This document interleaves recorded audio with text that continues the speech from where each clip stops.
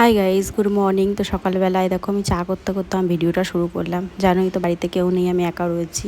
তোর জন্য সকালবেলা উঠে আজকে আমার নিজের চাটা নিজেই করতে হয়েছে। তো যাই হোক, চাটা করে খেয়ে দে এই যে এটা আমি রান্নাবান্না কিছু করিনি।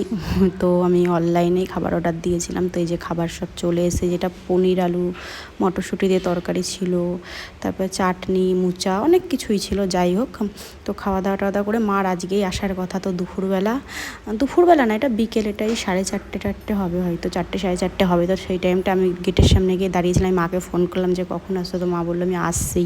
তো মনটা কেমন লাগছে, একদিন নেই, মনে হচ্ছে যেন কত দিন মা বাড়িতে নেই, একটুও ভালো লাগছে না। তো আমার আর দেরি সহ্য হচ্ছিলো না, গেটের কাছে গেছিলাম। আর ওখানে যে ওই বৌদি, সেই ছেলেটা দেখেছিলেন না, ওর সাথে একটু ওই যে মজা করছিলাম, ওই যে এটা নিয়ে খেলছিল, তো ওতেই কেড়ে নিয়েছে। দেখো আমার মা ফাইনালি চলে এসছে বাড়ি।